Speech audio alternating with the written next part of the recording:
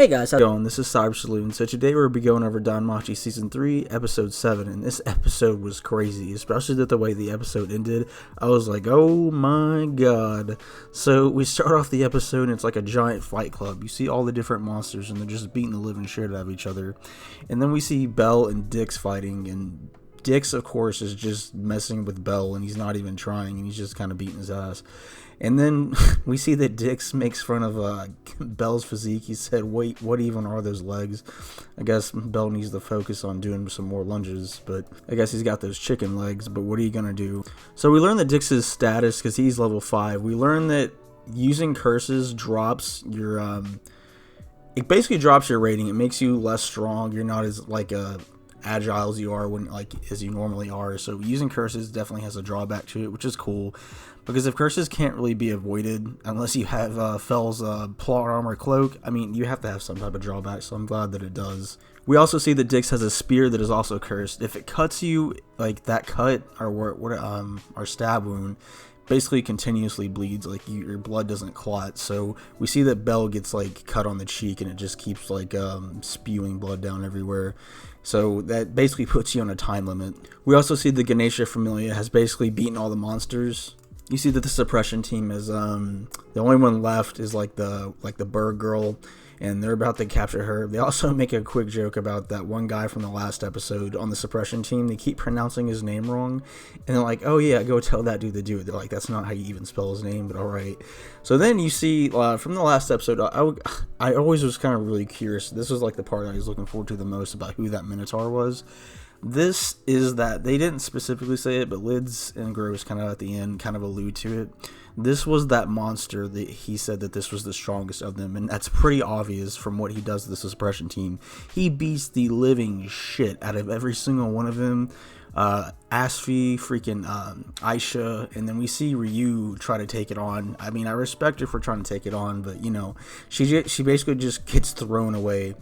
Especially when the Minotaur shows up, he throws the leader of the suppression team against a tree. I'm just like, damn, okay.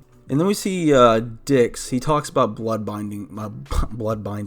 So all the descendants of Daedalus have, they're basically forced in a way to complete Gnosis, just because it's within their blood. It's like some type of curse or spell. I would imagine it's like an unending desire to basically try to finish off the rest of the man-made labyrinth Gnosis. So it's no matter what you do, you're always gonna have that that want, or to want to build the dungeon. So you can imagine how much of a pain in the ass that probably is. You also see this poor orc try to run up to Dix, and Dix kind of just cuts him in half with no effort whatsoever. And then we see that Dix kind of explain why he loves killing Xenos, and this is shocking everyone. This is a big surprise to everyone. Dix is actually a psychopath. So you see Ikelos kind of bring it up, and then Dix explains it at a deeper level. So he tried a lot of different things to try to overcome his blood binding, getting drunk all the time, and a bunch of other stuff. But the only thing that kind of satiated him was when he found out when he found the Xenos, after torturing him, he kind of got a kick out of it, and he really enjoyed it. But it's really weird. It's that's the only thing that he could come up with to be oh hey, I can enjoy doing this, but while not having to complete the Gnosis, which I'm just dang, that's the only thing you could find to try to overcome your need, was torturing, living, breathing, and carrying things instead of a better hobby. It kind of came off as a little bit of a pity rant, but it seemed Dix doesn't really care. He's basically a psychopath at this point, and it's just I really don't feel too bad for him. It sucks that the blood binding's a thing, but it's just that's torturing people is monsters is the thing you came up with. It's okay. So we see that Bell tries to give a passionate speech, and Dix kind of just smacks him aside. So he tries to change Bell's mind by showing him Ween, and this scene was really sad. We see that he's been torturing Ween, obviously, and that Dix tries to show him that, okay, deep down, this is what they're all like. And then so he rips off a Ween's stone. So this was curious to me. So I'm not sure if it's just Vorvirs who have this. It's I guess it's the stone that monsters when you kill them, it's the thing that they leave behind. Maybe, I don't know, but that when when Dix removes the stone, like she loses complete control, and like you see her, like it's really sad. She's just like, "Don't remove it. I'm not gonna be myself." And so it's really sad to watch her turn like into like the monster that she's, I guess, supposed to be. But it's kind of curious. I wonder if it works that way for Ween, does it work that way for the rest of the monsters? I'm not sure, because I checked. I went back and rewatched it. I didn't see like any type of stones or anything on some of the other monsters, so I'm not sure if there's like something that you can do to like make them go crazy, or if that's just very specific to Vorbeers. Not entirely sure on that. But then we see that Ween, of course, loses complete control, which is really sad. She's begging for like him not to take it off, because she knows she definitely doesn't want Bella to see her this way. And then, of course, Dix gives like, "Oh, see, like deep down, like this is what they're really like." I'm just like, are they though? Because you're kind of the one that caused this. She wasn't like this until you basically forced her to do it. So that's a galaxy brain move right there. Then we see that Ween comes out, and she's in. It's like an elongated, like demonic looking form, like opposed to what her like kind of childlike self kind of looks like. And Belle keeps trying to reach her, and she keeps like smacking him aside, and there isn't really anything he can do. But I felt this one, like the third time he gets up and tries to reach her, she just hooks her claws into his body. Like you could I felt like you could hear kind of like a crunch. I'm just like, oh my god, that had to have hurt. But we see that she deep down is still Ween. Like she knows who Bella is. She says his name, and then she starts tearing up, because even after she like sinks his claws into her and probably broke his arm or shoulder, you see that she starts to remember that, and she starts going crazy because of it, because she still like deep down knows who Bella is, and that she's lost control, and she's basically trying to like make up for it, and like trying to like find out who she really is. So we see that we see that Dix comes in with a spear, and he's about to kill Belle, and then the champ, Lids, comes in, breaks his curse, well, or I guess overcomes it momentarily, and saves Belle. And then we see like a really cool Lids and Belle fight, and like he looks like they're winning, like both of them, because of Dix's curse, and he's maintaining it over the other monsters. We see that we see that Belle and Lids like have like a legitimately good chance of like beating Dix. Like they're beating the hell out of him, and we see him like knocking him around. They're cutting him and a bunch of other stuff. But then we see that Belle like uses one of his like his punches, like I guess some of his power, to knock Dix through a wall. And then we see all the other monsters' curses start to lift, and then everyone's all happy because they think that Dix has been defeated or incapacitated in some way, that they can start going back to normal. But this is not the case. Dix released his curse so that he could have all of his abilities back and basically go back to full strength. Which there's no way that Belle and Lids, or basically everyone in that room, could probably beat Dix when he's like fully at his level 5 self. But Dix actually does a pretty smart move. He throws Ween's stone like nearly over a cliff to make Belle go get it, and then he does this illusion spell on Ween to where she sees like a bunch of different like clones of Belle, and then like she's saying his name and she's trying to like talk to him, but she just goes crazy, and she ends up just slithering out into this hallway. And then Dix tells them, "Oh, that goes to the surface. You better go solve that problem, or you know what's going to happen to her." And then we see that Dix kind of just like jettisons off and runs. So we also see Gross, like Dix's number 2 in command, like the bald buff guy. We see that Gross just like takes half this dude's face, like this guy's probably never going to see again. And then we get this moment of him like walking down the hallway. He's like, "I'm never going to forgive monsters." I'm just like, you've been torturing them and killing them for how long? Like I'm kind of confused on where he came up with that conclusion that like you didn't deserve this, but you know, okay. Also, start the movement, guys. Give Gross a part of the animation budget, because every time I love Gross. Like I think his voice actor does great, but every time that he opens his mouth, he tries to give a speech or something. Like it's just still frame. Like it's just his mouth stays open. It just looks completely off. I'm just like, man. Like I hope that they have a crazy just sequence at the end that kind of justifies Gross's lack of budget.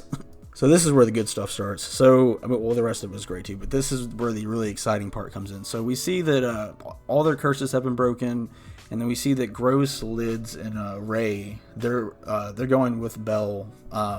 They wait till after he leaves, but they end up going too, because Gross kind of views it as it's going to cause a lot more trouble for the Xenos if Ween reaches the surface in that form, because she's probably going to kill a decent amount of people, if not at least injure a lot of them.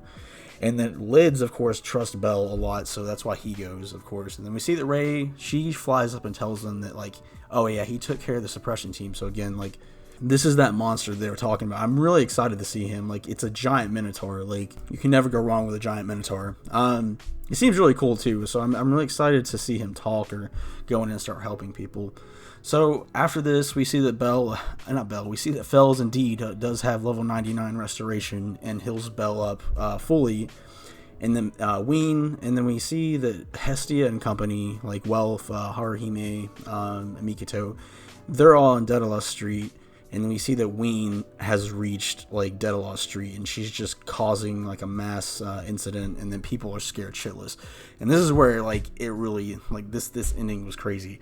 So we see that Bell shows up, and he's trying to help Ween. Like, he's trying, I guess, putting that stone back in her, on that spot on her forehead is what could make her come under complete control, I guess, and revert her back to her normal form.